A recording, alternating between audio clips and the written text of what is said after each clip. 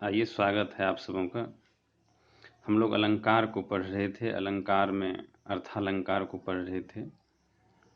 और मैं फिर से एक बार कह दूं कि यह पत्र 8 के अंतर्गत आता है, पार्ट 3 के स्टूडेंट के लिए है, BNMU में पढ़ने वाले छात्र के लिए।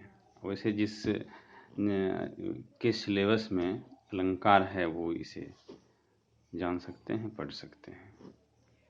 अलंकार में अर्थालंकार के कुछ अलंकार को मैंने बताया। आइए उत्प्रेक्षा अलंकार के विषय में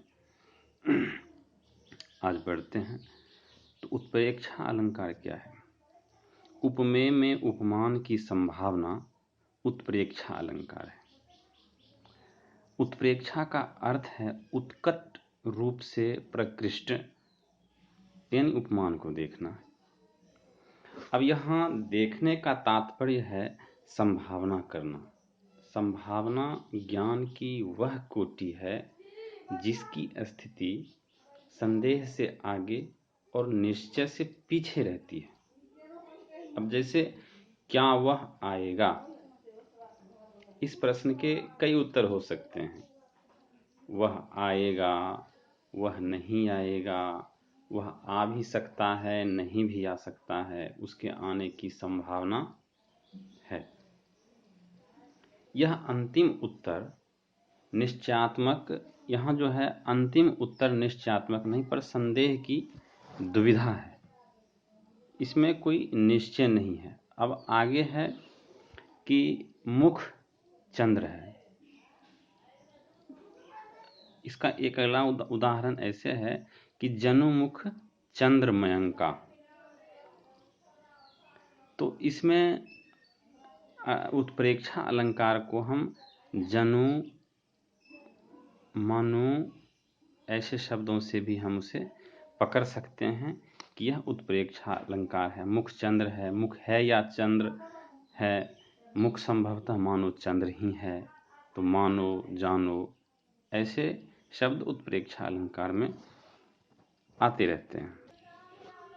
तो कमायनी की एक रचना है कि नील परिधान बिच सुकुमार, खुल रहा मृदुल अधखुला अंग, खिला हो जो बिजली का फूल, मेघ बन बिच गुलाबी। प्रस्तुत नील परिधान से आवृत सुंदर अंग में अप्रस्तुत मेघ के भीतर चमकने वाली बिजली की उत्प्रेक्षा है। और ज्यों जो है वो वाचक शब्द है, इसलिए यहाँ उत्प्रेक्षा अलंकार है। अगला है अतिशयोक्ति अलंकार। अतिशयोक्ति अलंकार, अतिशयोक्ति का अर्थ ही होता है बढ़ा चढ़ाकर किसी बात को पेश करना, किसी के विषय में जानकारी देना। ये अतिशयोक्ति का अर्थ होता है कि उपमेय को छिपाकर उपमान के साथ उसकी अभेद प्रतीति कराना अतिशयोक्ति है। अतिशयोक्ति को ऐसे समझिए, अतिशय मतलब बढ़ी चढ़ी, उक्ति मतलब कथन, इसका मतलब होता है बढ़ा चढ़ा हुआ कथन। उपमेय को सर्वथा छिपाकर उपमान से उसका अभेद दिखाना, उपमान से उसकी अभिन्नता प्रदर्शित करना अतिशयोक्ति का विषय है। और उसे हम तो अतिशयोक्ति, यहाँ सूरदास जी का एक दोहा है कि अद्भुत एक अनुपम राग, अद्भुत एक अनुपम बाग, जुगल कमल पर गजबर क्रीरत, तापर सिंह करत अनुराग। ये सूरदास जी का दोहा है। उसमें कहा यहाँ चरण के बदले युगल, कमल और जांघ के बदले गजबर और कोटि के बदले सिंह का कथन है। उपमेय का नाम न लेकर केवल उपमानों का ही निर्देश हुआ है। यह सारा पद ही